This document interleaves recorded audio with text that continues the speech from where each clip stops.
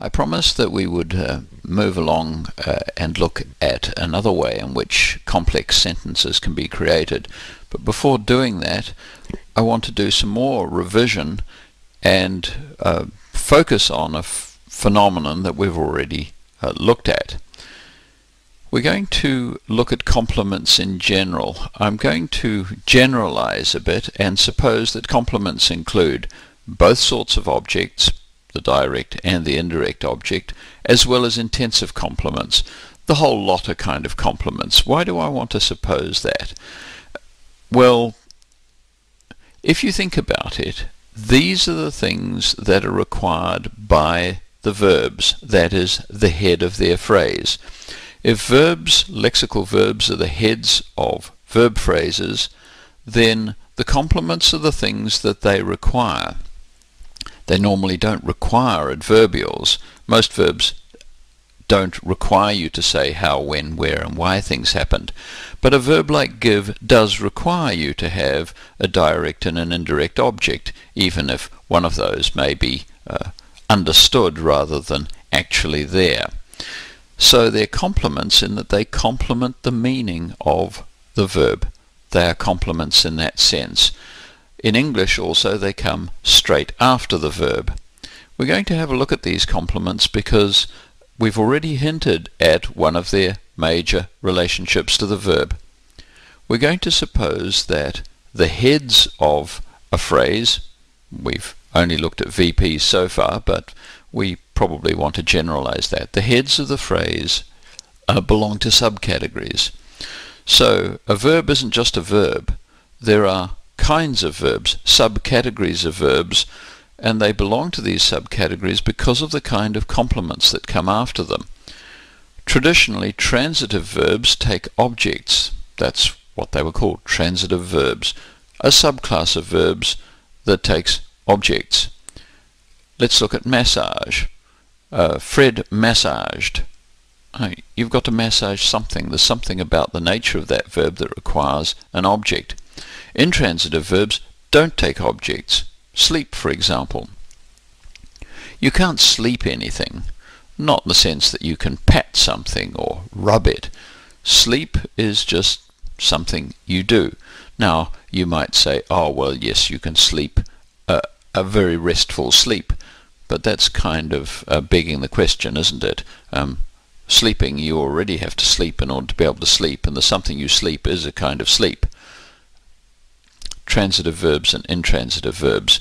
Well, we know that some verbs take double objects. We've already seen that buy, for example, and sell are involved in quite a rich set of associations.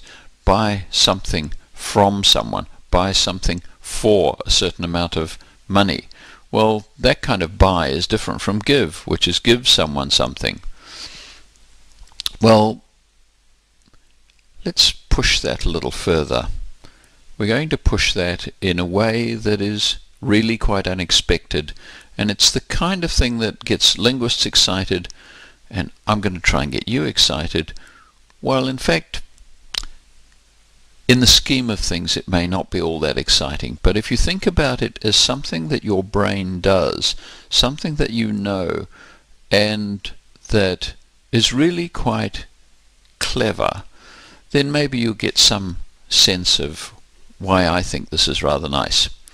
Let's look at understand. Max understood something. He understood that Joanna had driven his sports car. Well, that's the object, that Joanna had driven his sports car. So what kind of verb is understand? What subcategory of verb does it belong to? Max understood whether Joanna had driven his sports car. Oh dear, no, that doesn't work at all. What is it that understand requires if its complement is a clause? Well, it requires that, and it does not require whether. In fact, it doesn't like whether one little bit. We saw earlier that that and whether are complementizers. They're subordinating conjunctions. Understand likes that and doesn't like weather. So maybe if understand takes a clause as its complement, the clause has to be a that clause and not a whether clause. Keep that in mind. Keep thinking that nice thought, and we'll go on.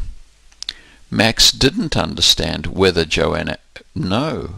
understand doesn't like weather. Max didn't know whether... Oh, now that's nice, isn't it? No does like weather when it's got a not in front of it. Max didn't know whether Joanna had driven a sports car. No seems to think weather's all right. Well, keep that in mind. Now let's have a look at something else. The committee intended for John to come. The committee intended that John might come. Intend seems to be happy with for and that. In other words, intend subcategorizes for clauses that start in for and clauses that start with that. John to come is a clause. It is, because it's got a subject and it's got a predicate.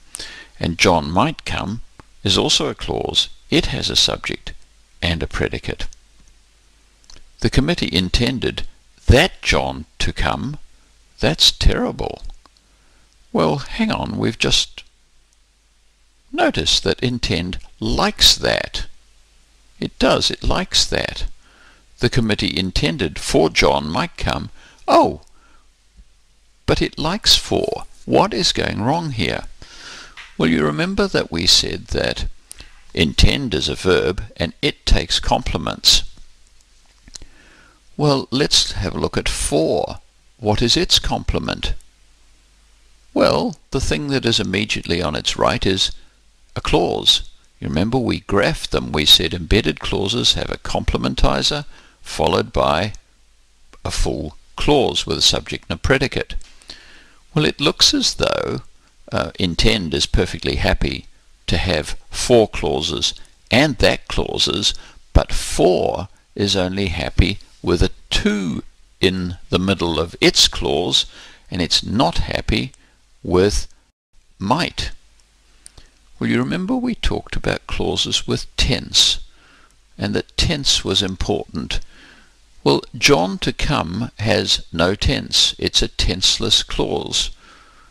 Traditionally, these were called non-finite clauses, untensed clauses. John might come does have a tense. So that seems to like tensed clauses, and for seems to like untensed clauses. That's what this data suggests. Weird, isn't it? So we now have a definition of finite and non-finite clauses. Finite clauses have tense, and tense could be a modal auxiliary or past or present tense forms, and non-finite clauses don't contain a modal or past or present tense forms.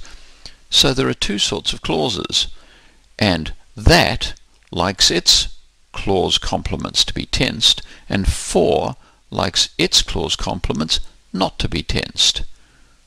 So not only verbs take particular kinds of clauses after them, and what clauses they like is dependent on the complementizer at the beginning of them, but the complementizer itself is sensitive to what is on its right-hand side, and that might be a tensed clause or a not tensed clause.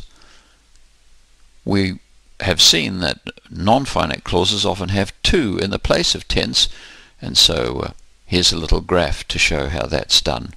Here's a verb phrase, to swim, and the auxiliary, if you like, here is to. And we won't call it anything, we'll just put a little line going out to it.